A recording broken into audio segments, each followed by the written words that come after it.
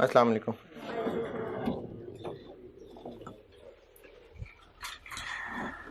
दुरूद शरीफ पढ़ने।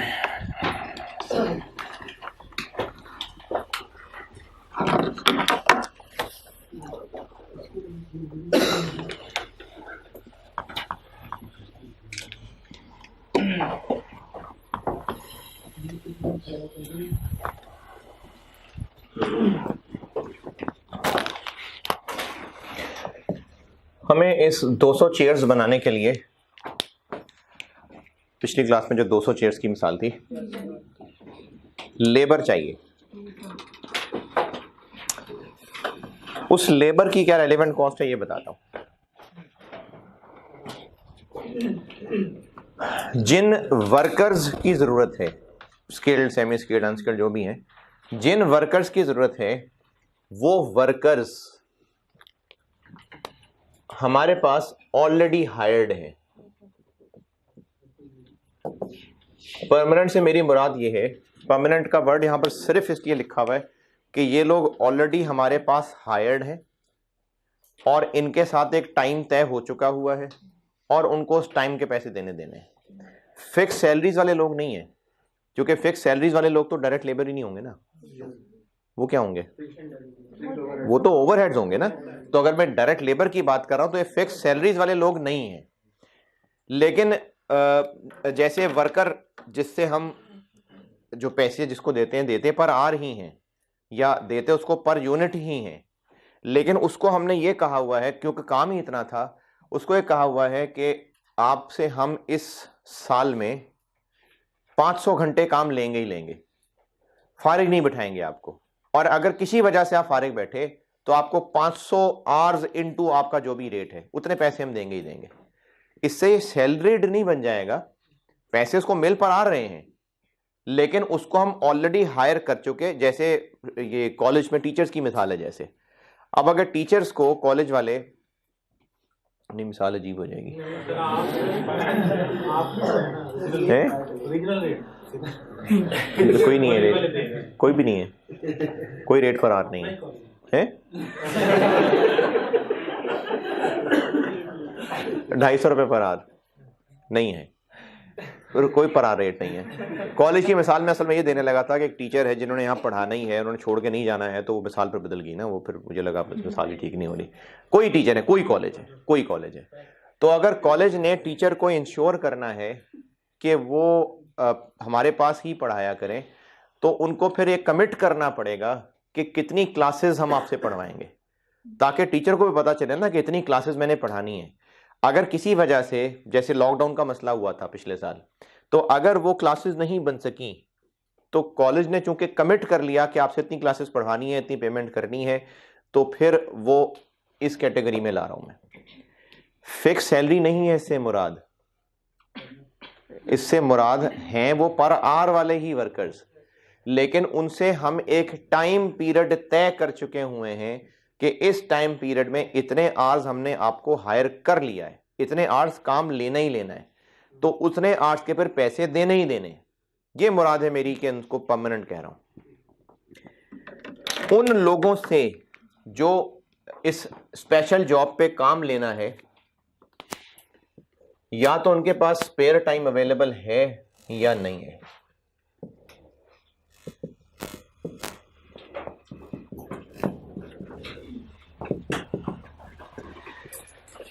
अच्छा, स्पेयर टाइम अवेलेबल से क्या मुराद है? किस में से स्पेयर? दिन के 24 घंटों में से स्पेयर? फिर 8 घंटे में से काम करते हैं 8 घंटे। जितने घंटे उनसे तय हो चुके हैं कि इतने घंटे आपने हमें देने हैं। जैसे मैंने भी मिसाल दी थी कि साल में आपसे 500 घंटे हमने काम लेना है, उन 500 घंटों में से फारिग अवेलेबल है। जैसे मैं लॉकडाउन वाली मिसाल दोबारा देता हूं, अगर किसी वर्कर को हायर कर लिया था कि हम आपसे इस साल में 500 घंटे तो काम लेंगे, लॉकडाउन की वजह से प्रोडक्शन रिक्वायरमेंट उतनी नहीं हुई, तो हमें लग रहा है एज एन एम्प्लॉयर कि उस वर्कर के जो हमने 500 घंटे उससे तय किए थे उसमें से कुछ फारिग वो फिर भी बैठ जाएगा, क्योंकि काम ओवरऑल कम है हमारे पास लॉकडाउन की वजह से। ये मुराद है इससे। तो आप जिस स्पेशल ऑर्डर को एवेल्युएट कर रहे हैं, अगर उस स्पेशल ऑर्डर पे उस वर्कर के 40 घंटे चाहिए और हमें अंदाजा है कि वो जिन 500 घंटों की उससे बात की हुई है उसमें से 60-70 फारिग हैं, तो ये वाली बात होगी, जितने हमें चाहिए वो उसके फारिग टाइम में से अवेलेबल हैं। फारिग टाइम से मुराद दिन के 24 घंटे में से फारिग, वीकेंड्स पे क्या करता है वो उनमें से, फिर जो ऑफिस के वर्किंग आवर्स हैं, जो उसे कमिटेड है, जितने के पैसे उसको देने हैं, उन घंटों में से फारिग अवेलेबल है कि नहीं। अगर उन घंटों में से फारिग अवेलेबल है तो उन घंटों के पैसे तो उसको देने ही है ना। अगर वो हमारी वजह से फारिग भी बैठेगा फिर भी तो उसको पैसे देने थे। तो अगर उन फारिग घंटों में उससे इस जॉब पे काम ले लें तो क्या फिर रेलिवेंट कॉस्ट पड़ेगी बिजनेस को? कोई भी नहीं। क्यों? क्योंकि उन्हीं घंटों के पैसे उसको वैसे भी देने थे, उन्हीं घंटों में वो फारिग बैठा हुआ था। तो अगर हमने उन्हीं फारिग घंटों में से उन्हीं में से इस जॉब पे काम ले लिया तो एक्स्ट्रा तो कुछ पे नहीं करना पड़ेगा, तो फिर रेलिवेंट कॉस्ट 0। लेकिन इसमें मजीद 2 बातें हो सकता है कि उससे फारिग बिठाने का रेट डिफरेंट तय हुआ हो। मिसाल के तौर पे अगर पर आवर रेट 200 रुपए और उसको कहा था कि हम चाहे तुमसे काम लें चाहे ना लें, हमें तुम्हें पैसे, तुम जीतो चाहे हारो, हमें तुमसे प्यार है, तुमसे हम पूरा काम ले सके ना ले सके हम तुम्हें फिर भी फुल रेट पे करेंगे। अगर ये तय था कि फारिग भी बिठाया तब भी हम तुम्हें फुल रेट पे करेंगे, तो इस सूरत में उसको अगर फारिग बिठाना था, मैंने कहा था अगर आप ये टूटी फूटी चीजें लिखेंगे तो खास फायदा नहीं है, इसलिए अगर आप नोट कर रहे हैं तो क्या नोट कर रहे हैं, मैं तो आधी बात बोल रहा हूं आधी नहीं बोल रहा हूं, आधी लिख रहा हूं आधी नहीं लिख रहा हूं, तो इसलिए लिखा मैंने वहां हुआ है ये मेनली समझने के लिए। अगर आप इसको दरख्तों की शक्ल में बनाना चाहें तो फिर आप उसी लिखे हुए को खुद से दरख्तों में घर जाके बनाना, अगर बनाना हो तो, क्योंकि अगर मैंने सारी अंग्रेजी बोर्ड पे दोबारा ही लिख देनी होती तो फिर नोट्स देने का फायदा नहीं है। तो मैं सिर्फ टू दी पॉइंट वर्ड्स लिख रहा हूं ताकि मैं आपको फर्क बता सकूं। अगर स्पेयर टाइम अवेलेबल है, किस में से स्पेयर? जो उससे कमिट किया है, जिसके पैसे उसको देने ही देने हैं। अगर वो टाइम उसके फारिग अवेलेबल है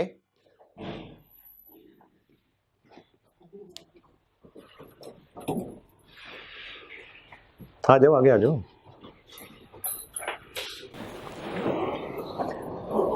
वो वर्कर्स जिनको हम एक टाइम के लिए, अच्छा मैंने वर्ड परमानेंट लिखा है, परमानेंट पे नहीं जाइएगा, क्या मेन बात बतानी है कि उससे एक टाइम तय कर लिया है, उस टाइम के उसको पैसे देने ही देने हैं हमने, उस तयशुदा टाइम में से, उस पेड टाइम में से उसके पास कुछ फारिग अवेलेबल है क्योंकि हमें लगता है हम ज्यादा काम नहीं ले पाएंगे।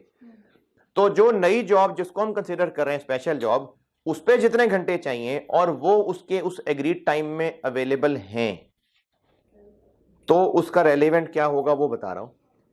अगर उससे तय था कि चाहे फारिग बिठाया चाहे काम लिया हम तुम्हें 200 पर आवर ही देंगे, इस सूरत में उसके फारिग टाइम में से अगर नई जॉब पे काम करवा लिया तो एक्स्ट्रा क्या देना पड़ेगा?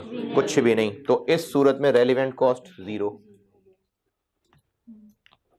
लेकिन अगर उससे ये तय था कि हम तुम्हें काम तो तुमसे लेंगे लेकिन यार बिजनेस के हालात में पता है माड़े ही हैं, तो अगर हम तुम्हें फारिग बिठाए तो मेहरबानी तुम्हारी तुम 200 की बजाय ऐसा करना कि 160 ले लेना, बस 200 ना लेना, तुम थोड़ा सा रिड्यूस्ड रेट ले लेना। अगर तुमने काम किया, अगर हम तुमसे काम ले सके तो फिर तुम्हें 200 पर आवर मिलेगा, लेकिन किसी वजह से बिजनेस तुमसे काम ना ले सका तो चलो फारिग ही बैठे होगे ना, तुम ऐसा करना कि 200 नहीं, फिर उन फारिग वक्तों में तुम 160 ले लेना। अगर उससे टाइम तय था लेकिन फारिग बिठाने का रेट कुछ और तय था, अब इस फारिग बैठे हुए में से अगर नई जॉब पे काम करा लिया तो अब कितने देंगे पैसे? नहीं, पैसे एक्चुअली देंगे कितने? 200। पे तो 200 करेंगे ना, रेलेवेंट कितना लें? 40। क्यों? क्योंकि अगर फारिग बिठाते तो 160 तो उसको हम देने ही वाले थे, इस नई जॉब पे काम कराने की वजह से पूरे 200 देने पड़ेंगे, तो एक्स्ट्रा क्या जा रहा है? 40। तो इस सूरत में 40 रेलेवेंट होगा।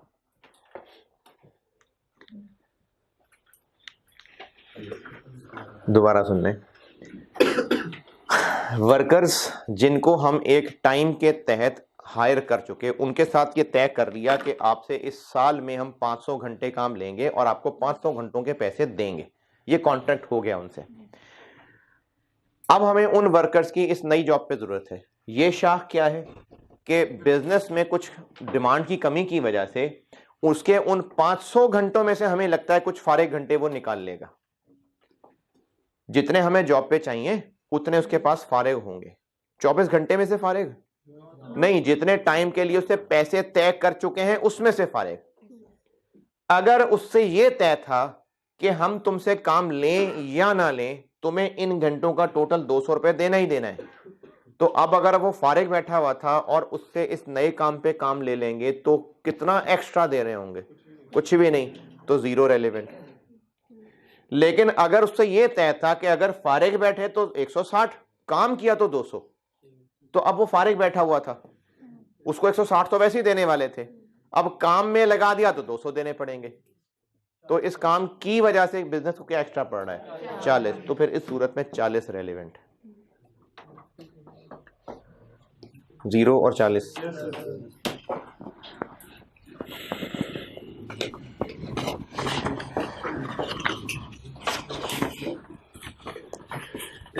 दूसरा पेज, इसमें ये जो काली काली सी लाइन है, आपको कुछ नजर नहीं आ रहा, लेकिन ये पेज का साइज तो नजर आ रहा है ना। इस जगह एक बिल्कुल ब्लैक लाइन है, यहां से मैंने लेबर शुरू कर दिया, फिर उसके जस्ट नीचे एक शेडेड लाइन है जो ब्राउन पेजेस की वजह से नजर नहीं आ रही, लेकिन जो वैसी सॉफ्ट कॉपी देख रहे होंगे खोल के उनको नजर आ रहा होगा। इस ब्लैक के नीचे एक शेडेड लाइन, क्या ये? अगर स्पेयर टाइम अवेलेबल है, इसके नीचे ए ये होगा या ये होगा, ए के नीचे 1 और 2, ये मैंने बताए।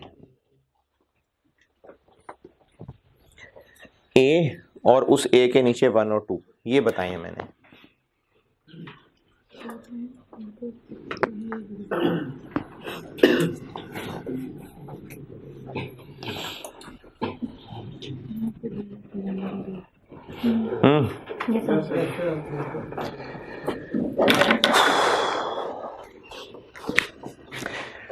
अगर फारिग नहीं था, यानी जितना टाइम उससे तय किया था उस टाइम हम पूरा उससे काम ले रहे हैं, तो उसके तयशुदा टाइम में से तो फारिग नहीं है, लेकिन बंदा वही चाहिए हमें। अब देखना पड़ेगा कि उस बंदे के पास टाइम अवेलेबल है या नहीं, यानी क्या वो ओवर टाइम लगा सकता है या नहीं लगा सकता।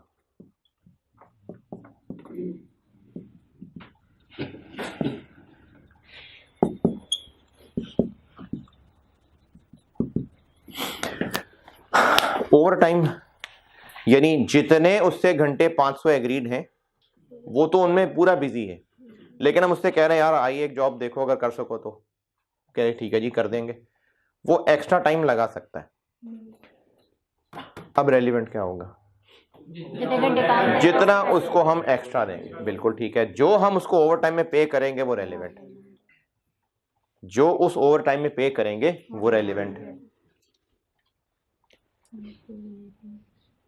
ये मैंने बी का 1 बता दिया, बी का 1 बता दिया जी। सर उससे जो 500 एग्री थे उनमें से जो है सोच के लिए इस प्रोजेक्ट के लिए नहीं ना, नहीं कर पा रहा ना। अगर मैं जो 500 किसी और के लिए थे, जो मटीरियल बना रहा था, हाँ। वर्कर हमारा, तो हमने उससे उस प्रोडक्ट की कैपेसिटी को कम किया। नहीं किया ना, नहीं किया। 500 घंटों के लिए उसको हायर किया हुआ था, उन 500 घंटे ही हम उससे पूरा काम नहीं ले पा रहे थे, वो ये है। उसमें से उसके पास कुछ घंटे फारिग थे, वो ये है। लेकिन वो 500 घंटे बिजी है, कोई फारिग नहीं है। उन 500 घंटों को नहीं छेड़ रहे, उससे कह रहे हैं कि और टाइम लगा लो, तुम्हारी छुट्टी 6 बजे, तुम 2 घंटे और दे देना हमें। तो वो जो उन 500 घंटों में उससे काम ले रहे थे वो नहीं कर रहे हम कम, उसमें भी कमी नहीं की है, उसके अलावा उससे और टाइम लेने को तैयार हैं हम, और वो पैसे, वो एक्स्ट्रा पैसे लेके वो ओवर टाइम कर देगा। तो इस सूरत में रेलिवेंट कॉस्ट क्या होगी? Over time. लेकिन अगर वो ओवर टाइम नहीं लगा सकता, बंदा भी वही चाहिए, ओवर टाइम नहीं लगा सकता, बंदा वही चाहिए। हाँ जी, अब वो जो बिजी है और काम करने में, फिर उससे वो और काम छुड़वाना पड़ेगा। अब उससे और काम छुड़वाएंगे तो फिर हम इस जॉब पे लाएंगे। अच्छा, वो जो और काम उससे छुड़वाएंगे उसमें आगे फिर दो बातें।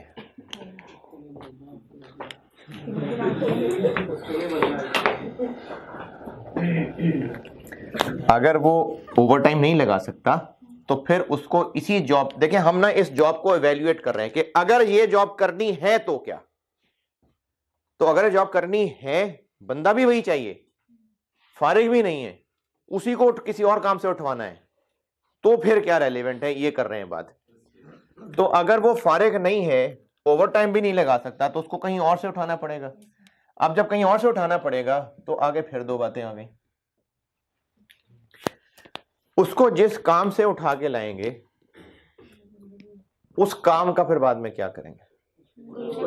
या तो उसकी जगह कोई और वर्कर ले आएंगे, नहीं है ना, वो एग्जिस्टिंग भी तो उसकी जगह आ जाएगा ना, या वो काम छोड़ देंगे। हमें इस जॉब के लिए जो वर्कर चाहिए उसके पास टाइम नहीं है अवेलेबल। अब अगर उसी से ही वर्क करवाना है तो वो जहां काम कर रहा था उससे वो काम छुड़ाना पड़ेगा। अब उससे काम छुड़ाने के बाद दो बातें होंगी, या तो उसको जिस काम से उठाया है उसकी जगह कोई और वर्कर आ जाएगा, या फिर वो काम बंद करना पड़ेगा। कितने अरसे के लिए? जब तक इस जॉब पे काम करना है। तो या तो हमें वो जॉब रोकनी पड़ेगी या एक अल्टरनेटिव वर्कर आ जाएगा।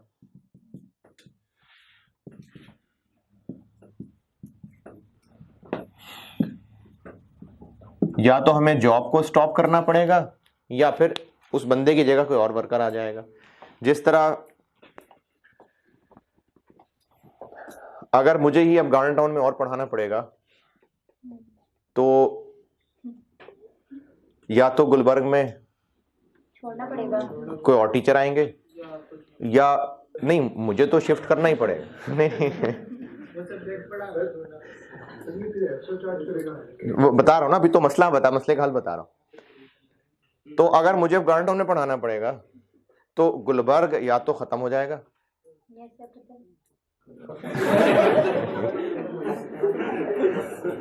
या फिर टीचर्स वैसे भी नहीं आते हैं, और मैं आते हैं ना तो आप ही आते हैं बस। अच्छा चले मिसाल बदल देते हैं। तो आप भी नहीं आएंगे तो खत्म। नहीं आऊंगा आऊंगा आऊंगा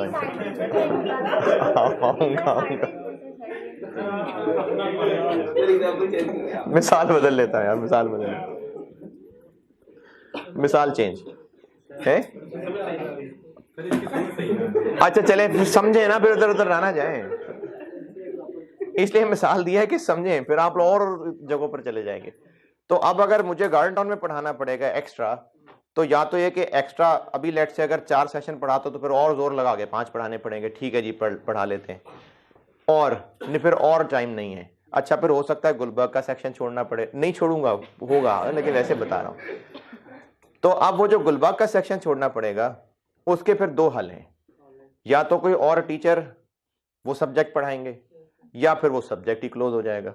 तो कोई और टीचर पढ़ाएंगे तो ये है, या फिर वो सब्जेक्ट क्लोज हो जाएगा तो ये, ठीक है। वर्कर जो चाहिए उसकी जगह जो खाली होगी या तो कोई और उसको रिप्लेस करेगा या फिर वो काम ही रोकना पड़ेगा। ये दो मसले समझ आए। अगर कोई और वर्कर ज्वाइन कर लेगा, देखें हमें ना एक न्यू जॉब है, इस न्यू जॉब पे ये जो कोई और अदर जॉब थी उस पे ये जो नीला वाला वर्कर था, हमें इस नीले वर्कर को यहां शिफ्ट करना है। अब जब ये यहां शिफ्ट होगा तो फिर इसकी जगह पर ये लाल वाला वर्कर आ जाएगा। अब ये नीला वर्कर यहां पर भी पैसे ले रहा था, और जब इसको हम यहां शिफ्ट करेंगे तो फिर यहां पे भी पैसे लेगा। तो इस वर्कर के जो पैसे थे वो रेलिवेंट है? नहीं। फिर इस वर्कर को ये काम छुड़वा के यहां लाना और उसकी जगह लाल वर्कर लाना, एक्स्ट्रा क्या कॉस्ट करेगा? लाल वर्कर की कॉस्ट। तो जो लाल वर्कर की कॉस्ट पड़ेगी वो इस जॉब की रेलेवेंट कॉस्ट होगी। हालांकि इस जॉब पे तो लाल वर्कर काम नहीं कर रहा, लेकिन इस जॉब की वजह से वो एक एक्स्ट्रा कॉस्ट पड़ जाएगी। जो वर्कर चाहिए उसके पास एग्रीड टाइम में से अवेलेबल नहीं है, ओवर टाइम भी नहीं लगा सकता, तो जो काम वो कहीं और कर रहा था उससे शिफ्ट करना पड़ेगा। अब जब उससे शिफ्ट करना पड़ेगा तो दो बातें होंगी, उसकी जगह पर लाल वर्कर लाना पड़ेगा या फिर वो काम रोकना पड़ेगा। अगर लाल वर्कर आ गया उसकी जगह पर, तो इस वर्कर को इस जॉब पे यूज करने की रेलेवेंट कॉस्ट उस लाल वर्कर की कॉस्ट, ठीक है। और इसकी एक और चले मिक्स शक्ल ये हो सकती है कि नीला वर्कर 200 रुपए लेता था, लाल वर्कर 170 रुपए लेगा, और नीले वर्कर को यहां लाके हम 300 देने लग जाएंगे। नीला वर्कर पहले 200 रुपए लेता था, इसको यहां शिफ्ट करेंगे तो अब हम उसको 300 देंगे और लाल वर्कर को 170 देंगे, तो अब 270 रेलिवेंट हो जाएगा। इसको यहां 200 देते थे, अब उसको 300 देंगे, 100 ये एक्स्ट्रा पड़ा और 170 वाला लाल वर्कर लाना पड़ा, तो 270 रेलिवेंट। तो कॉन्सेप्ट पीछे वही है कि एक्स्ट्रा क्या पड़ेगा बिजनेस को। और अगर लाल वर्कर भी नहीं आ सकता तो वो काम रोकना पड़ेगा हमेशा के लिए। फिर जितने अरसे तक इस नीले वर्कर को हम यहां शिफ्ट कर रहे हैं उतने अरसे तक ये रोकना पड़ेगा। तो फिर इसको यहां बिठा के जो कमाते थे वो लॉस्ट हो जाएगा, तो कंट्रीब्यूशन लॉस्ट। सर अगर आप कोई कॉस्ट चार्ज करते हैं, मतलब कि अगर आप कैंपस शिफ्ट कर रहे हैं तो अगर आप ही कॉस्ट चार्ज करना फिर वो रेलेवेंट कॉस्ट होगी। मुझे कॉस्ट चार्ज करने क्या मतलब? किसी और सब्जेक्ट पे आपको भेजते हैं तो अगर आप एक्स्ट्रा कॉस्ट चार्ज करेंगे तो यानी मैं जो पहले 200 रुपए पर आवर लेता हूं, तो अब जब मैं 220 रुपए पर आवर लूंगा तो वो जो 20 हाँ वो रेलिवेंट, वो जो एक्स्ट्रा चार्ज होगा वो 20 रुपए हाँ रेलिवेंट। और अगर जॉब बंद करनी पड़ेगी तो जो उस दौरान कंट्रीब्यूशन लॉस होगा वो रेलिवेंट। इसकी सवाल अभी कराता हूं, उससे बेहतर समझ आएगी। अभी बस अंग्रेजी तक पढ़ लें। ये मैंने आपको परमानेंट ए बी ये पूरा पढ़ा दिया, परमानेंट का ए और बी पूरा पढ़ा दिया।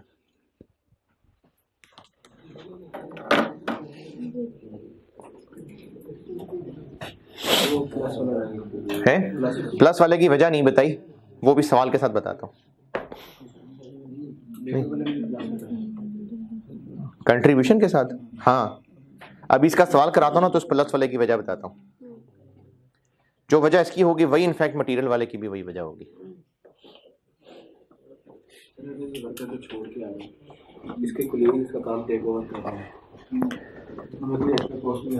यानी इस वर्कर को हम यहाँ शिफ्ट कर रहे हैं और इसके साथ ही इसका काम संभाल लेते हैं और कुछ एक्स्ट्रा पे नहीं करना पड़ता, तो बस रेलेवेंट कॉस्ट 0।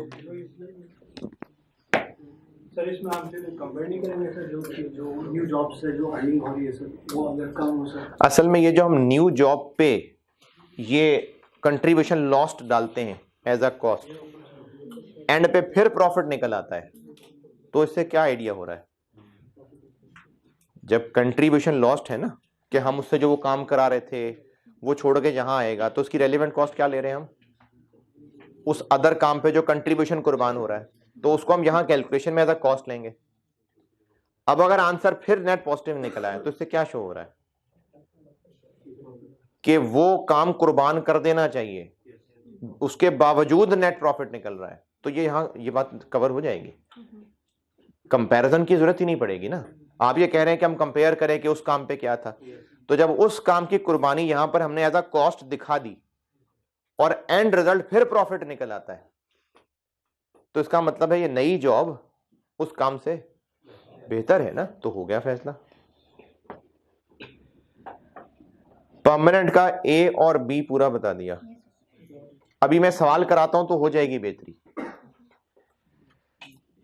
अच्छा, ये जो उसके बाद कॉन्ट्रैक्ट लेबर लिखा है, ये मैंने बस असल में ना सिर्फ परमानेंट की एक पहली बात मेनली बतानी थी। कॉन्ट्रैक्ट लेबर कुछ खास नहीं है। कॉन्ट्रैक्ट लेबर में सिर्फ इतना है कि बंदे हमें जब चाहिए होते हैं तभी हायर करते हैं, जब चाहिए हो तभी हायर करते हैं। इसको मैंने कॉन्ट्रैक्ट लेबर कहा, यानी कोई कमिटमेंट नहीं है पहले, इसको मैंने कॉन्ट्रैक्ट लेबर कह दिया कि कमिटमेंट कोई नहीं है पहले, कमिटमेंट पहले कोई नहीं है। या तो हमें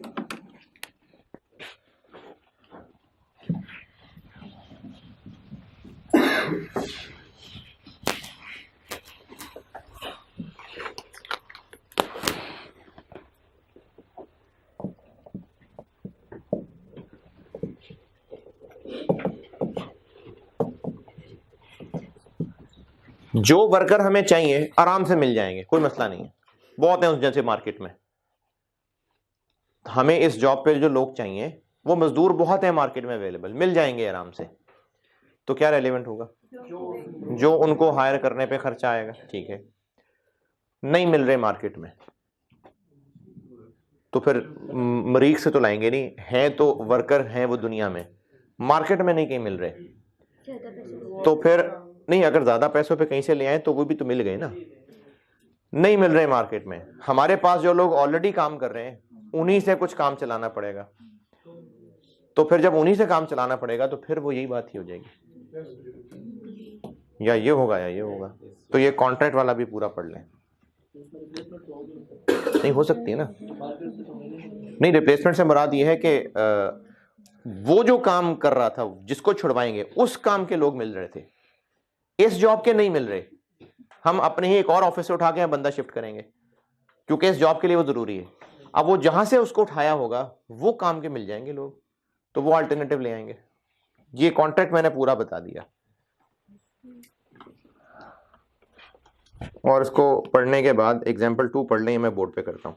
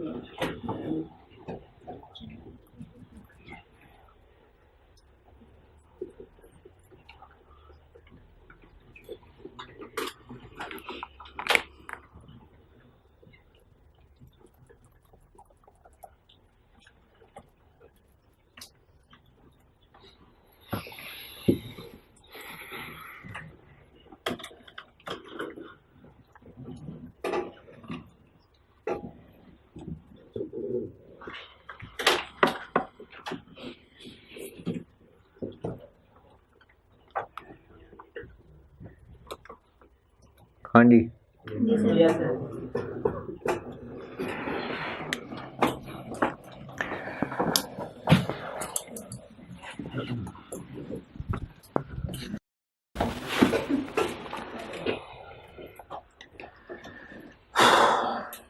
B16 बनाना है और 500 यूनिट्स बनाने हैं इसके, और इसके लिए चाहिए 3 घंटे स्किल्ड लेबर के, 2 घंटे सेमी स्किल्ड के और 5 घंटे अनस्किल्ड के।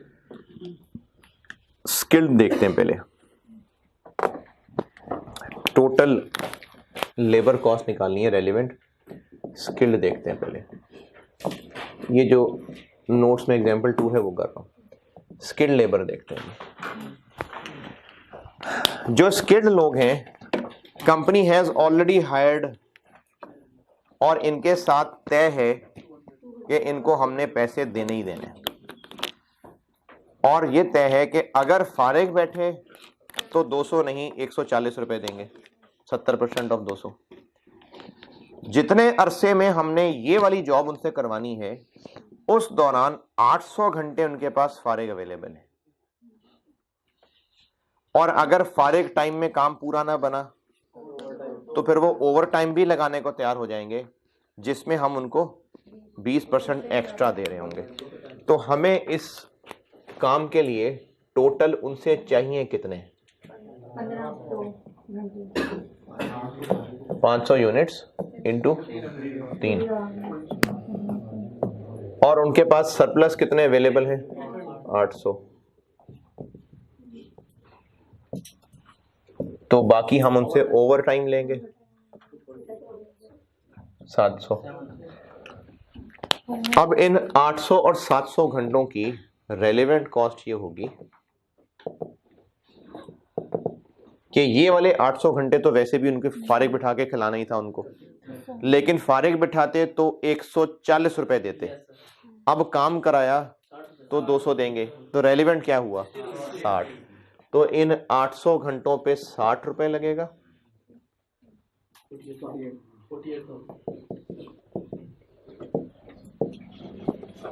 और जो 700 घंटे हैं इन पे हम उनको 240 रुपए दे रहे होंगे। 240 कैसे? 200 से हम उनको 20% ज्यादा दे रहे होंगे, तो इन 700 घंटों में हम उनको ये रेट दे रहे होंगे 168 था। ये हो गई स्किल्ड की रेलेवेंट कॉस्ट।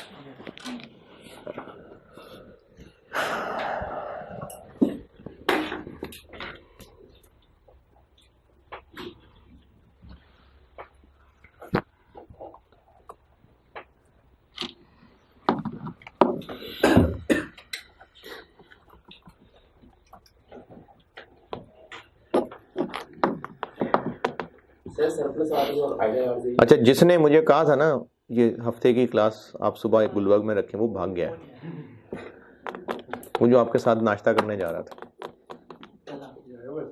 नहीं, एक और था है? नाम तो नहीं पता वो।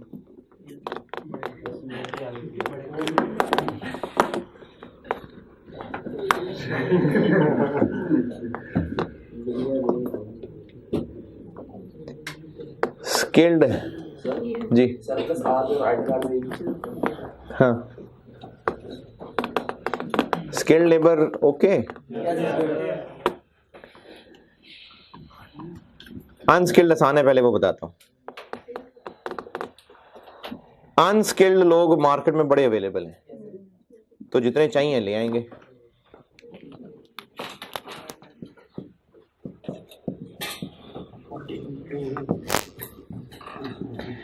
अनस्किल्ड के लिए हमें टोटल कितने घंटे चाहिए?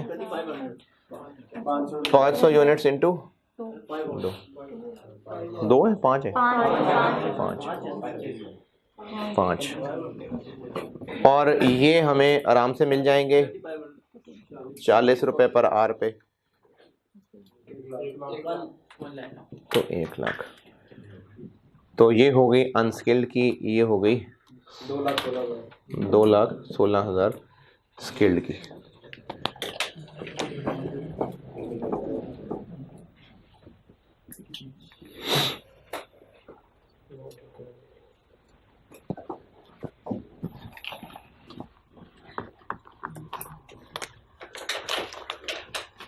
चलिए भी हम जनरल से हट के जो टाइप्स हैं वो करें। हाँ, अब मैंने नंबर 1 शुरू कर दिया है, स्पेशल ऑर्डर करा रहा हूँ। स्पेशल ऑर्डर के सवाल में ना इस तरह के मसाइल होते हैं, तो इसलिए मैं इन चीज़ों को स्पेशल ऑर्डर वाली हेडिंग में बढ़ा रहा हूँ, वरना कुछ और सवालों में भी इससे मिलती जुलती कुछ चीज़ें टेस्ट हो सकती हैं, तो भी हम ये नॉलेज लगा रहे होंगे, लेकिन ज़्यादातर इनकी टेस्टिंग उस स्पेशल ऑर्डर के साथ जुड़ी हुई है, इसलिए मैं स्पेशल ऑर्डर की हेडिंग में ये सब बता रहा हूँ। क्या वो 2 फालतू से चैप्टर हैं डबल एंट्रीज वाले, वो तो 1-2 दिन में फड़काने हैं, लेकिन ये बस नहीं है, ये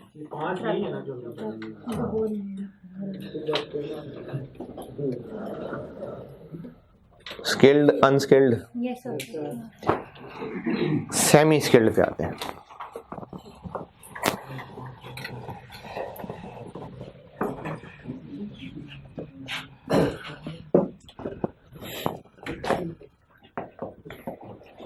ये नोटेड ना, और कोई परेशानी इसमें?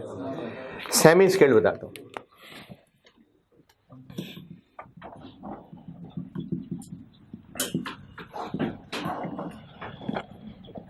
सेमी स्किल्ड के लिए हमें जो वर्कर चाहिए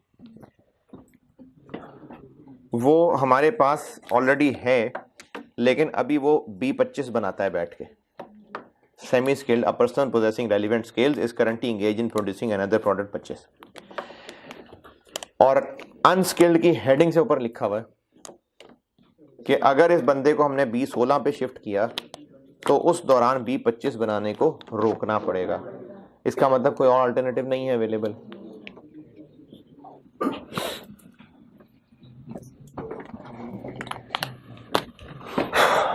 इसके आर्स कितने चाहिए?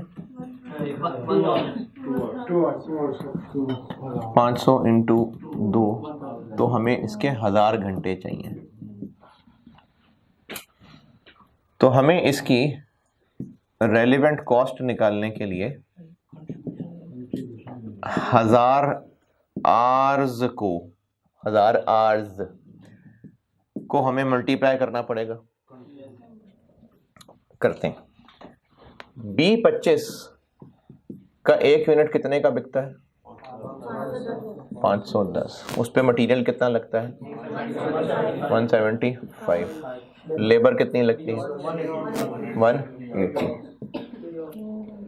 वेरिएबल ओवरहेड कितने लगते हैं? 50। फिक्स्ड ओवरहेड लिखूं? क्योंकि वो तो वैसे ही बस जबरदस्ती पर यूनिट बनाए हुए होती होगी एब्जॉर्प्शन कॉस्टिंग, लेकिन ओरिजिनली तो वो टोटल ही होते हैं। Fixed overheads per unit absorption costing हो तो बनाने को तो बना लें, लेकिन ओरिजिनली तो वो टोटल चीज है। तो हम ये B25 बनाए ना बनाए, टोटल फिक्स कॉस्ट तो फैक्ट्री में उतनी ही हो रही होगी, इसलिए ये रेलिवेंट नहीं है। तो हम अगर एक B25 बेचते थे तो कितना कमाते थे? 105। तो मैं इसको 105 से मल्टीप्लाई कर दूं? क्यों नहीं? क्योंकि ये आर्स हैं, तो मल्टीप्लाई करने के लिए रुपीस पर आर चाहिए।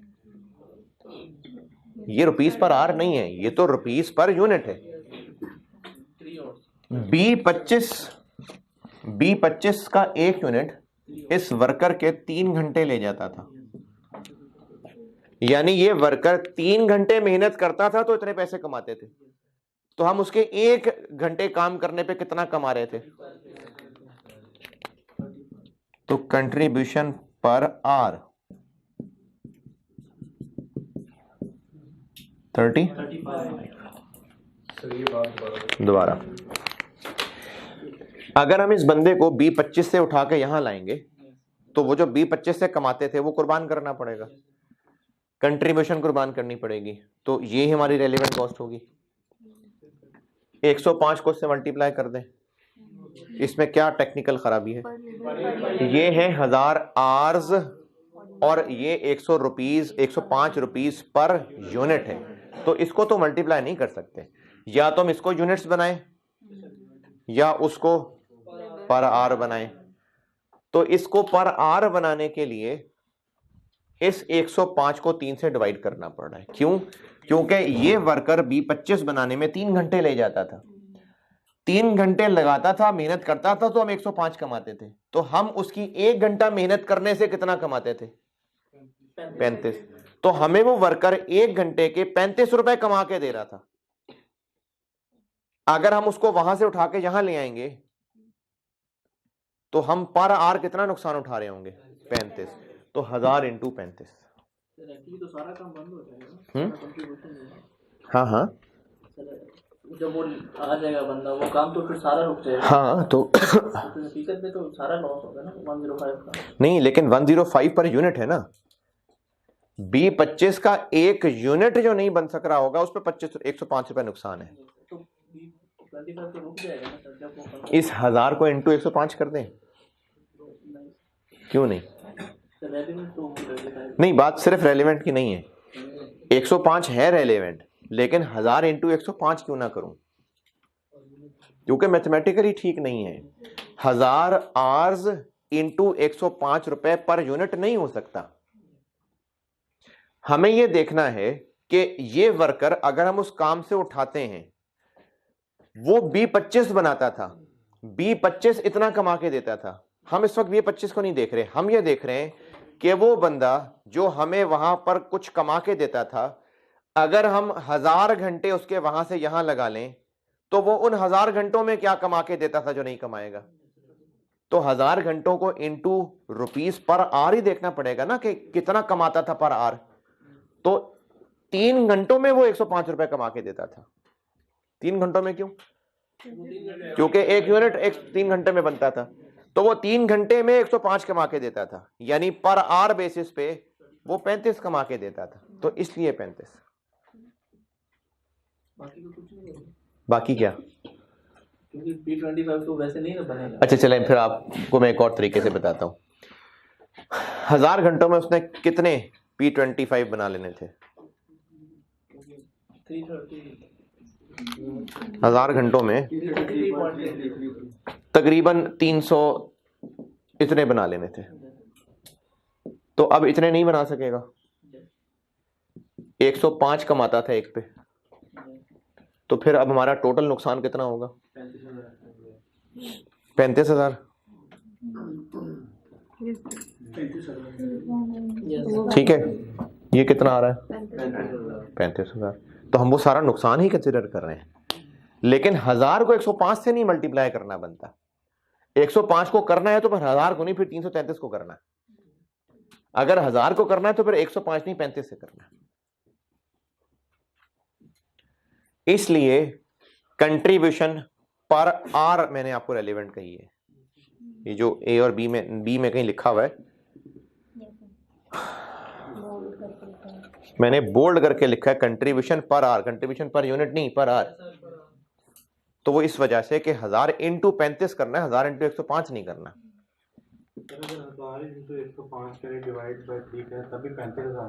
वो असल में आप 1000 को डिवाइड कर रहे हैं 3 से, तो आप ये बना रहे हैं।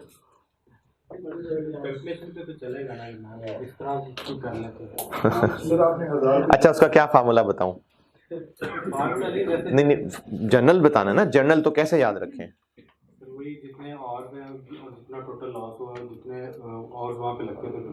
हाँ, तो फिर आप जितना कंट्रीब्यूशन था डिवाइडेड बाय जितने आवर्स लगते थे, फिर ये फार्मूला बना रहे ना। बना लें, ऐसे बना लें। 1000 इंटू 35 है क्या चीज? 1000 घंटों में वो कितने B25 बना लेता? एक B25 कितनी देर में बनाता था? एक B25 कितनी देर में बनाता है? 3 घंटों में बनाता है ना। तो 1000 घंटों में कितने B25 बना लेता? कैसे निकालें? किसको किससे डिवाइड करूं? 1000 को 3 से, तो वो ये है। यानी उसने 1000 घंटों में इतने B25 बना लेने थे, और एक पे चूंकि इतना कमाना था हमने, तो इतना टोटल हमारा नुकसान होगा। तो या तो ऐसे निकाल लें या ऐसे निकाल लें। मैंने लिखा नहीं भी आगे 35,000, अभी आगे 35 नहीं लिखा। अभी तक 1000 इंटू 35 वाली बात समझ आई या नहीं? 35 या 105? 35।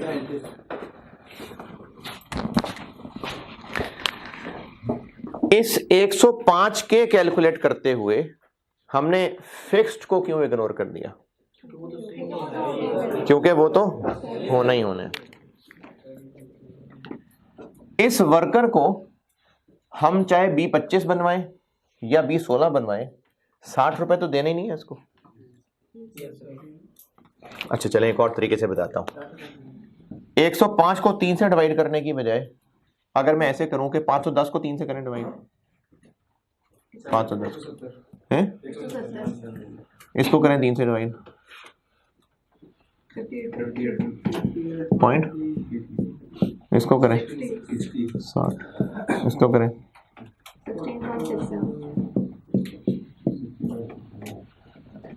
35। क्यों बन गया ये?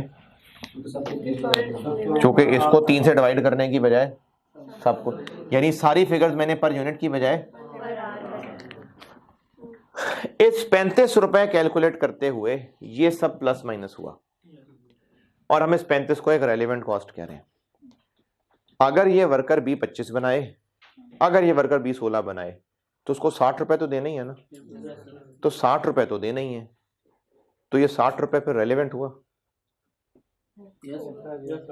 60 रुपए नहीं हुआ ना रेलेवेंट। हम इस वर्कर से चाहे B16 बनवाएं चाहे B25 बनवाएं, 60 रुपए तो देना ही है ना उसको पर आवर। तो इस 35 रुपए जिसको हम रेलिवेंट कॉस्ट कह रहे हैं, इस 35 के निकालने में ये 60 लेस हुआ है, तो वो तो रेलिवेंट नहीं है। तो क्या करें? ऐड बैक कर दें। तो मैंने फार्मूला क्या बना दिया इसलिए आपके लिए,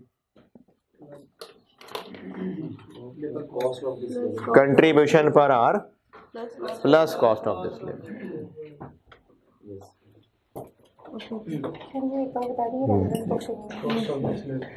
हम इस 35 को यहाँ रेलिवेंट ले रहे थे ना, क्योंकि 1000 घंटे काम लेंगे तो जितना उससे कमाते थे वो नहीं कमा सकेंगे, इसलिए इसको रेलिवेंट लिया था। इस 35 की कैलकुलेशन में ये सब इस्तेमाल हुआ है। हमने इधर कैलकुलेशन करते हुए फिक्स्ड को क्यों नहीं लेस किया? क्योंकि वो तो होना ही होना है। तो हमने इस वर्कर को चाहे B25 बनवाएं चाहे B16 बनवाएं, 60 रुपए देने नहीं है, तो 60 रुपए तो उसको देना ही है, तो फिर वो 60 रुपए रेलिवेंट है नहीं, तो फिर ये एक इररेलेवेंट चीज है जो इसकी कैलकुलेशन में माइनस हुई है, तो इसको हम 35 में ऐड बैक कर देते हैं।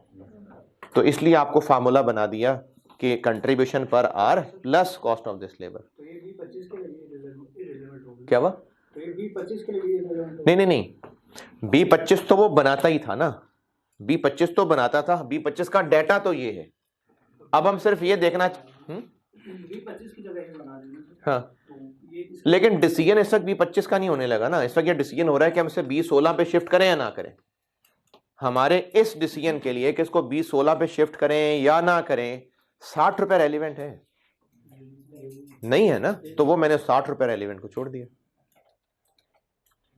इस वक्त डिसीजन B25 बनाने का नहीं कर रहे हैं हम, B25 तो बनता ही है, B25 तो बनता ही आ रहा है ना। डिसीजन क्या होने लगा है कि B16 बनाएं या ना बनाएं, तो इस B16 बनाने से बिजनेस को 60 रुपए तो पड़ना ही पड़ना है, तो इसलिए वो 60 रेलिवेंट नहीं है, तो इसलिए वो 60 उड़ाने की बजाय 35 में ऐड बैक कर लिया।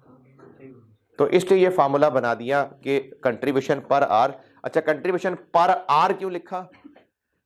क्योंकि 1000 को 35 से मल्टीप्लाई करेंगे, 105 से नहीं करेंगे, और साथ 60 ऐड कर देना।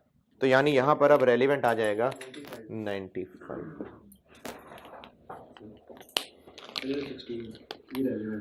60 वो वेरिएबल जो वर्ड है। अच्छा हाँ, तो ये बता दें कैसे रेलेवेंट है, मेरा थोड़ा सा लिंक बना है।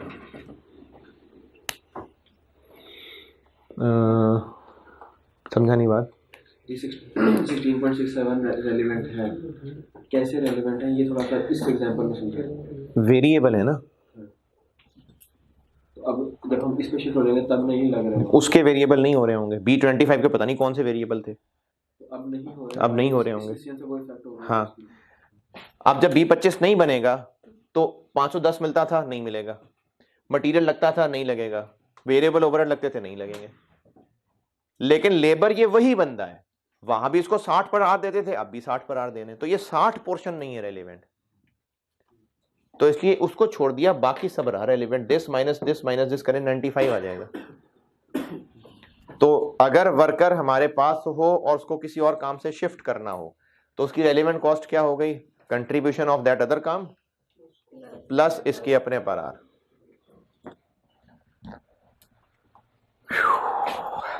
यहाँ पे ये भी तो देख सकते हैं कि मतलब जो उसका पर और रेट है, हाँ, कॉस्ट ऑफ दिस लेबर पर आर रेट, हाँ ऐसे कह लें, जो उसका बेसिक रेट है, ठीक है ऐसे कर लें।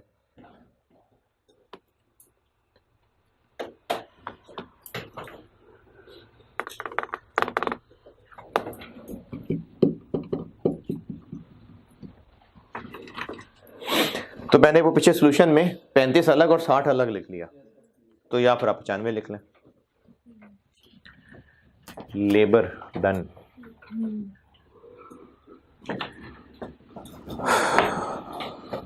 ओवरहेड्स आसान से हैं। नोट्स में अगले पेज पे आए। फिक्स्ड ओवरहेड्स कौन से रेलेवेंट होंगे, जो एक्स्ट्रा होंगे। अगर आपको बिजनेस का एग्जिस्टिंग फिक्स्ड ओएआर दिया हुआ है, आपको कहा जी इस बिजनेस का फिक्स्ड ओएआर ये है, तो वो इररेलेवेंट चीज होगी, क्योंकि वो ओएआर निकाला गया होगा साल के शुरू में, बजटेड फिक्स्ड ओवरहेड्स जो होने ही होने थे डिवाइडेड बाय बजटेड आवर्स, तो जो फिक्स्ड ओएआर सवाल में दिया होगा वो इररेलेवेंट है। हाँ, अगर इस जॉब के लिए कोई एक्स्ट्रा फिक्स्ड ओवरहेड्स होने हुए वो रेलेवेंट है, लेकिन सवाल में जो वेरिएबल ओएआर दिया होगा वो रेलेवेंट है, क्योंकि वेरिएबल ओएआर वेरिएबल ओवरहेड्स होते ही वो हैं, जो यूनिट्स बनेंगे तो ओवरहेड्स होंगे, नहीं बनेंगे तो नहीं होंगे।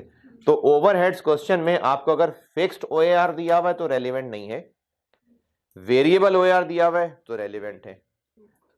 फिक्स्ड ओएआर तो रेलेवेंट नहीं है, लेकिन अगर इस जॉब से रिलेटेड कोई एडिशनल फिक्स्ड ओवरहेड्स दिए हैं तो हाँ वो रेलेवेंट है। तो फिक्स्ड और वेरिएबल ओवरहेड्स वाली हेडिंग में मैंने 4 बुलेट पॉइंट्स लिखे हुए, 2-2 करके, चौथा अभी नहीं बताया, पहला दूसरा तीसरा बता दिया, चौथा भी नहीं बताया, वो एक सवाल के साथ बताऊंगा। Overheads okay. ये जो अब फिक्स्ड ओवरहेड्स वाली फिक्स्ड एसेट्स वाली बात है, ये अगली क्लास में। अभी एक सवाल कराता हूँ। सबसे एंड पे मैंने एक एग्जाम नोट लिखा हुआ है, ये पिछले कोई अटेम्प्ट से ये एग्जामिनर को बड़ा पसंद आया है। लॉजिकल बात है। लॉजिकल बात क्या है कि अगर हमें एक ही काम के लिए जो रिसोर्स चाहिए 2-3 तरह मिल रहे हैं, यानी लेबर फलाने से करा ले, फलाने से करा लें, फलाने से करा ले, तो हम कौन सा रिसोर्स चुनेंगे, जो सस्ता पड़ेगा। बिल्कुल ठीक है, यही एग्जाम नोट में लिखा हुआ है मैंने। ये सवाल करते हुए हो सकता है आपको एक से ज्यादा तरह के रिसोर्स बताए हों, तो उनमें से फिर हम सस्ता वाला ले रहे हो। नहीं ना, वो अल्टरनेटिव ही तब है अगर क्वालिटी पे फर्क नहीं डालना होगा, तो तभी तो वो अल्टरनेटिव है।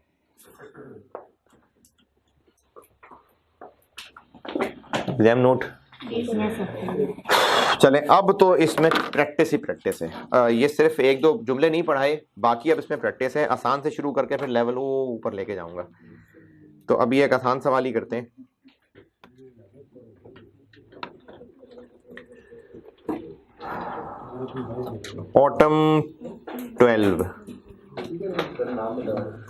Autumn 12 question number 8 Taichi limited. Taichi कर लें, जो मर्जी रख लें, TYCHY। Question number 8 autumn 2012। पढ़ लीजिए, मैं करता हूं बोर्ड पे।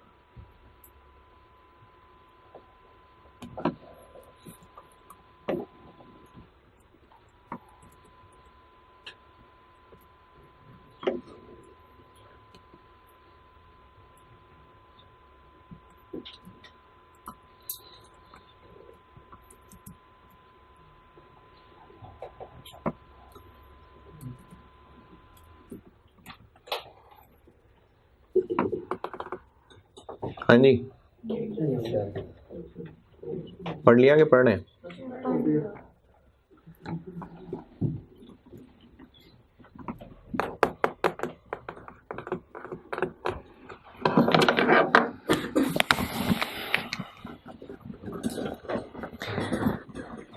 स्पेशल ऑर्डर का सवाल आप ना स्पेशल ऑर्डर की बजाय आपको इस तरह के डाटा से पता चल जाया करेगा कि इतना पहले है, इतना और है, ये रेगुलर है, ये रेगुलर नहीं है। इस तरह के डाटा से पता चल जाया करेगा कि इस टॉपिक का सवाल है।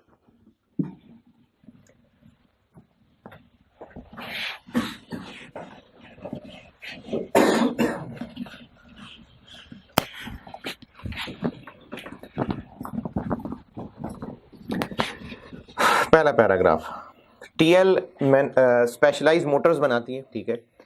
कंपनी को एक कोटेशन मिली है कि वो एक इंडस्ट्रियल यूनिट है पंजाब में, टेक्सटाइल फैक्ट्री है, उनको एक मोटर बना के देनी है। इसकी कोटेशन मांगेगी। कोटेशन मांगने का मतलब होता है कि उनसे कहा गया है कि आप बताएं कितने पैसे लेंगे।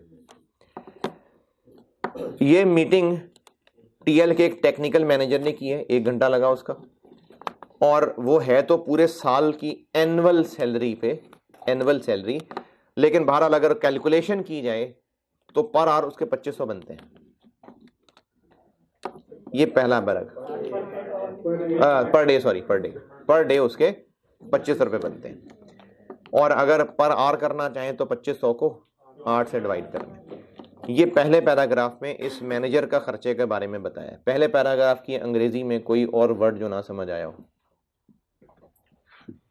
पहले पैराग्राफ की अंग्रेजी में कोई मसला, अंग्रेजी के मसले भी पूछ लिया करें।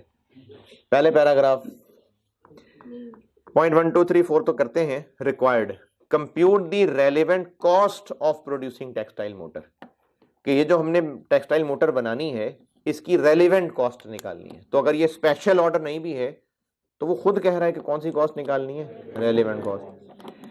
नॉर्मली सवालों में ऐसा होता नहीं है, लेकिन कभी कभार हो जाता है। गिव ब्रीफ रीजंस, कि आप किसी खर्चे को रेलेवेंट ले रहे हैं तो क्यों, और किसी को छोड़ रहे हैं तो क्यों। कितने को ब्रीफ, एक एक दो दो लाइनें बहुत है, बस पॉइंट कन्वे करना है। तो कॉस्ट निकालनी भी है और उन सब की अंग्रेजी में रीजन भी बतानी है कि इसको क्यों शामिल कर रहे हैं या इसको क्यों शामिल नहीं कर रहे हैं। सबसे पहला पैराग्राफ, इस खर्चे को रेलिवेंट मानना है या नहीं मानना। टेक्निकल मैनेजर, क्यों? क्योंकि उसकी एनुअल सैलरी है जो उसको पे करते ही करते हैं। वो इक्विवेलेंट का मतलब है कि वैसे ही अगर पर डे निकाला जाए तो वो तो एक इक्विवेलेंट पर डे निकालना है, जबरदस्ती तो निकालने देते तो एनुअल सैलरी है उसको। तो अगर उसने उस एनुअल सैलरी लेने पे 1 घंटा जाके मीटिंग कर ली तो कर ली, तो इस मैनेजर की सैलरी का कुछ पोर्शन रेलिवेंट होगा? नहीं होगा। तो हम ये रीजन बताएंगे कि इसलिए रेलिवेंट नहीं है क्योंकि इसको एनुअल सैलरी दी जाती है। तो इसको इसमें हम 2 काम कर रहे होंगे। बेशक आप वो एक टेबल में काम कर लें, या ऐसे भी कर सकते हैं कि चूंकि टोटल कॉस्ट, ये मैं कर रहा हूं क्वेश्चन नंबर 8 और टर्म 12, कि आप टोटल कॉस्ट कैलकुलेट कर लें और जब सारी कॉस्ट कैलकुलेट हो जाए तो नीचे फिर अंग्रेजी में रीजंस लिखने शुरू कर दें। उन कॉस्ट के नाम ले लेके बताना शुरू कर दें कि क्यों शामिल कर रहे हैं, क्यों शामिल नहीं कर रहे हैं। तो कैलकुलेशन हो जाएगी और फिर अंग्रेजी आ जाएगी। तो अंग्रेजी में पहला पॉइंट आ जाएगा सैलरी का। क्या रीजन बताएंगे? जिसको चूंकि एनुअल सैलरी दी जाती है तो ये रेलिवेंट चीज नहीं है। पॉइंट नंबर 1, 120 फुट वायर सी की जरूरत पड़ेगी, करनी होगी वाइंडिंग हैंडिंग। तो 120 फुट चाहिए होगी wire C, which is regularly used by TL. अब चूंकि ये रेगुलर यूज होती है तो चाहे स्टॉक में पड़ी है चाहे नहीं पड़ी है, रेलिवेंट क्या होगा? खरीदनी पड़ेगी। तो 65, 63 या 68, 65, 63 या 68, 68। और बेशक स्टॉक में 300 फुट पड़ा हुआ है फिर भी 68। तो वायर सी चाहिए कितना? 120 इंटू 68, 8160। और नीचे अंग्रेजी में इसकी रीजन क्या बताएंगे कि ये रेलेवेंट है। और हम 68 क्यों ले रहे हैं? क्योंकि ये मटेरियल रेगुलर यूज का है तो इसकी रिप्लेसमेंट कॉस्ट रेलेवेंट होती है।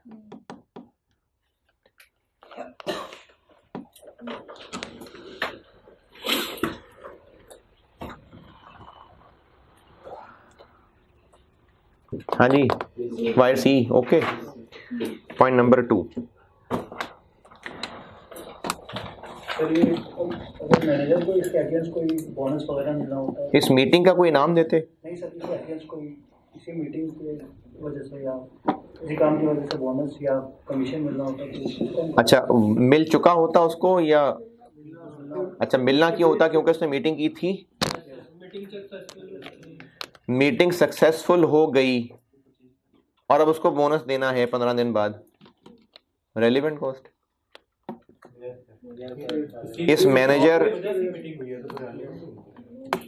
मैनेजर ने मीटिंग की, बड़ी अच्छी कहानियां सुनाई उसने, फंसा लिया कस्टमर को। मीटिंग हो गई अच्छी, उसने कहानियां सुना ली, इस बात पे खुश होके हम उसको बोनस देने लगे हैं। डिसीजन इसका क्या होने लगा है कि अब ये काम करना है कि नहीं करना है। तो हम उसको बोनस क्यों दे रहे हैं? क्योंकि उसने अच्छी मीटिंग की थी, तो उसको जो बोनस देंगे वो रेलिवेंट है? नहीं, वो रेलिवेंट नहीं है। एक्स्ट्रा कैसे? एक्स्ट्रा से मुराद ये है कि अगर हम इन कंपनी को हाँ बोलेंगे तो देंगे बोनस। नहीं मतलब कि मीटिंग अच्छी होगी। नहीं, मीटिंग हो गई ना, अब से ऑनवर्ड हम क्या करने लगे हैं? या तो हम उस कंपनी को ये मोटर बना के देंगे या नहीं बना के देंगे। तो मोटर बना के दें या मोटर बना के ना दें, इस मैनेजर के बोनस पे क्या फर्क पड़ेगा? नहीं, क्योंकि उसको बोनस क्यों देना है? जो उसने मीटिंग अच्छी की थी उस पे नहीं। ठीक है, समझ गया जी। ये कह सकते हैं इसमें जो हमें प्रॉफिट आएगा, हम मैनेजर को ये कह सकते हैं कि अगर तुम इसमें हम ये जॉब कर रहे हैं तो नहीं कर रहे हैं तो फिर डिसीजन कैसे हुआ? मतलब देखिए सर, मैनेजर को ये कह सकते हैं जो प्रॉफिट आएगा उसका इतने % तुम्हें देंगे एक्स्ट्रा। अगर तो इस जॉब पे ही जो प्रॉफिट आके परसेंटेज उसको देनी है तो हाँ, फिर वो रेलेवेंट चीज है, क्योंकि वो जॉब करेंगे तो उसको परसेंटेज देंगे ना, नहीं करेंगे तो नहीं देंगे। तो हाँ, फिर वो रेलेवेंट है। लेकिन अगर उसकी अच्छी मीटिंग का इनाम वैसे ही उसको 5,000 रुपए देने हैं तो फिर वो 5,000 रेलेवेंट नहीं है। वायर सी डन। एक वायर डी चाहिए। अच्छा, ये जो पॉइंट नंबर 2 में, ये दूसरे सेक्शन में एक बच्चे ने पूछा था, इस सेक्शन में तो नहीं पूछा था तो अब बता देता हूं। 50 kg of another material viz wire D. ये अनदर मटेरियल विज है कि वायर डी है? तो विज क्या है? विज अंग्रेजी में इस्तेमाल होता है जो के, अनदर मटेरियल जो के वायर डी है। तो ये विज का मतलब है जो के वायर डी है?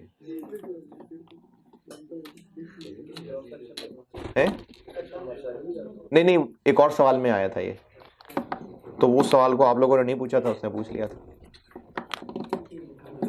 कल परसों ही कोई सवाल किया था। तो ये विज जो है ना, वो विच इज जो के 50 kg चाहिए वायर डी का, और 30 कुछ और कंपोनेंट्स भी चाहिए। जो वायर डी है हमें चाहिए 50 किलो, लेकिन जिस सप्लायर से खरीदेंगे वो कहता है मैंने 60 किलो से कम तो बेचना ही नहीं है, तो हमें इस जॉब की वजह से 60 किलो खरीदना पड़ेगा। तो वो 60 किलो ही रेलेवेंट होगी। 60 किलो इंटू 10। और अगर ये जो 10 किलो बचता, इसको हम किसी कबाड़िए को 2 रुपए का बेच लेते तो फिर वो इसमें से लेस कर देता। फिर 10 किलो इंटू 2 रुपए फिर लेस हो जाता। चूंकि अब वो बेकार होगा, फेंकना ही पड़ेगा, तो खर्चा तो हमारा पूरे 60 किलो का हो जाना है। तो ये रेलेवेंट है।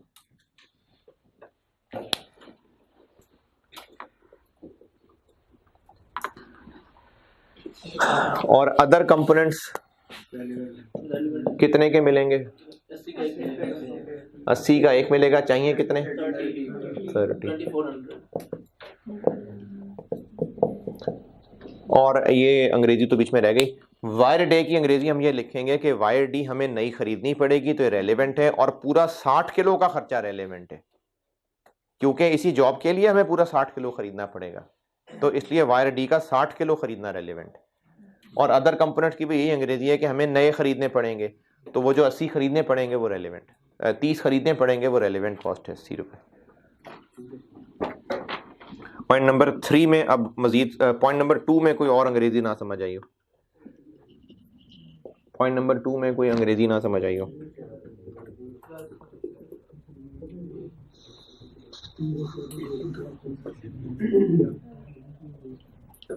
ठीक है। पॉइंट नंबर 3, स्किल्ड लेबर के 250 आवर्स चाहिए होंगे। स्किल्ड वर्कर्स हमारे पास ऑलरेडी मौजूद हैं, जिनको हम 20 रुपए पर आवर देते हैं। करंट स्पेयर कैपेसिटी अवेलेबल का मतलब है कि जो ऑलरेडी हायर्ड लोग हैं उनके पास कितने घंटे फारिग हैं अभी? 100। इस जॉब के लिए चाहिए कितने? 250। तो उन 100 घंटों को तो इस्तेमाल कर लेंगे, बाकी 150 के लिए हमारे पास 2 हल होंगे। या तो उन्हीं लोगों को 23 रुपए ओवर टाइम पे ले लें, या उनकी जगह कोई और वर्कर्स जो कि सस्ते में मिलेंगे वो ले लें? नहीं, अब वो 21 और 23 को नहीं कंपेयर करना। अगर सस्ते वाले लोग लाएंगे तो फिर 7 सुपरवाइजर भी लाना पड़ेगा और उसको भी फिर 5 घंटों के पैसे देने पड़ेंगे। तो हमें इनका टोटल कंपैरिजन करके ही पता चलेगा। तो जो स्किल्ड लोग चाहिए,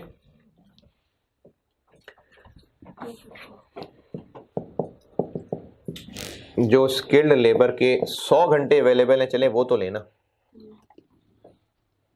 100 घंटे तो लेना इस्तेमाल। उनकी रेलिवेंट कॉस्ट क्या होगी?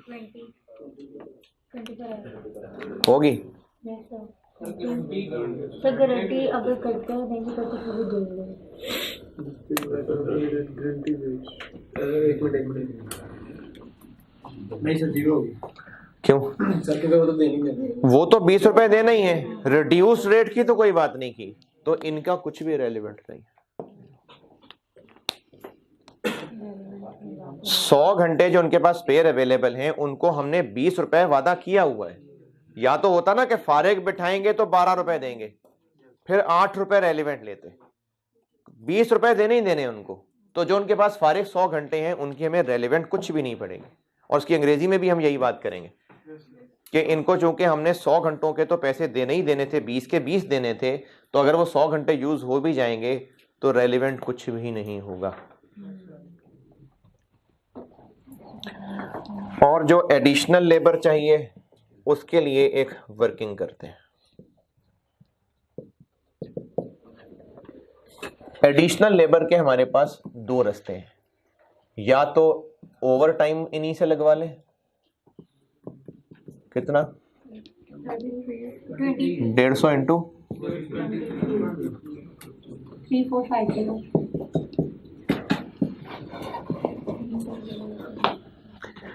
या फिर टेम्परेरी वर्कर्स लाएं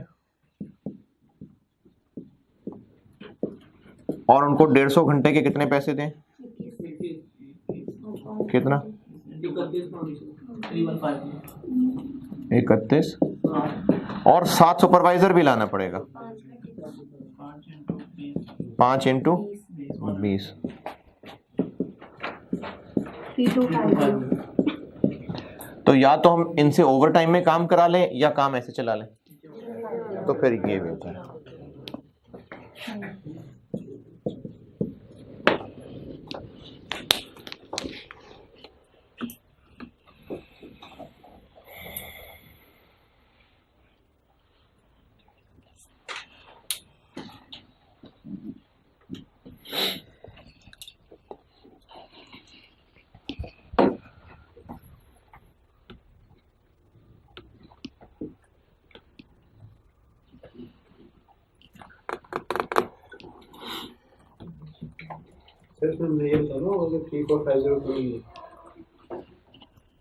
वो तो हमारी वर्किंग, ठीक है बता देंगे। वैसे तो वर्किंग में भी नजर आ गया, लेकिन हम ये बता देंगे कि इसमें हम रेलिवेंट ये लेंगे क्योंकि हमें ये चीपर पड़ रहा है।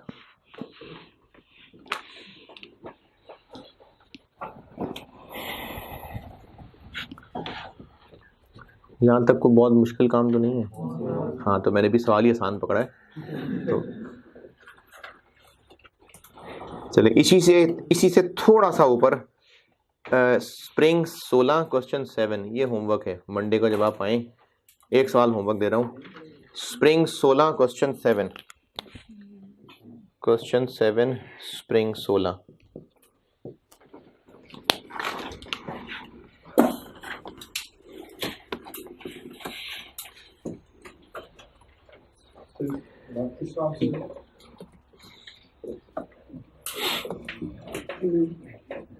GPL ग्लोबल प्राइवेट लिमिटेड,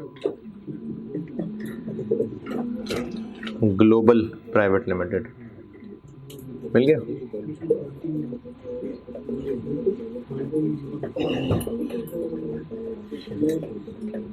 नहीं मिला?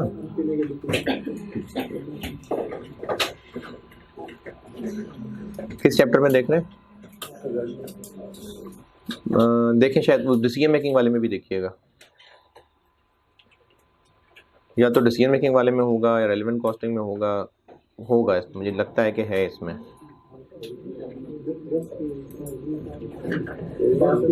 है नहीं, पास पेपर में तो है, वो तो राइस की बुक में देख रहे हैं ना, तो वो रेलिवेंट कॉस्टिंग वाले चैप्टर में है या पता नहीं।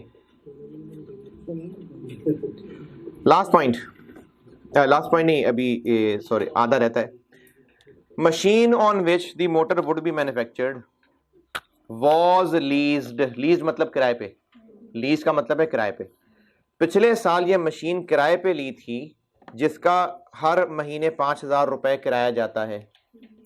ये 5,000 रेलिवेंट है क्यों? ये तो पे करते ही करते हैं, ठीक है। और इस मशीन पे जब हम ये प्रोडक्ट बनाएंगे तो 15 रुपए पर आवर वेरिएबल खर्चे आएंगे, ये रेलिवेंट है। तो वेरिएबल रेलिवेंट है, 15 रुपए पर, और कितने घंटे मशीन के चाहिए होंगे? 30। ये पॉइंट नंबर 3 की पहली लाइन में लिखा हुआ था, पॉइंट 3 की पहली लाइन के बिल्कुल एंड पे लिखा हुआ।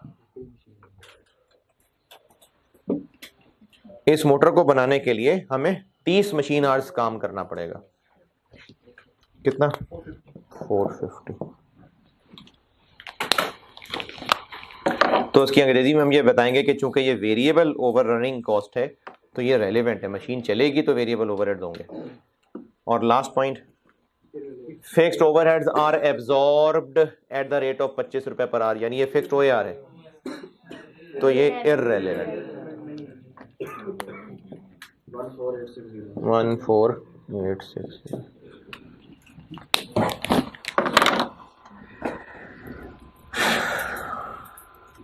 हाँ, नहीं मिला सवाल? Global private limited,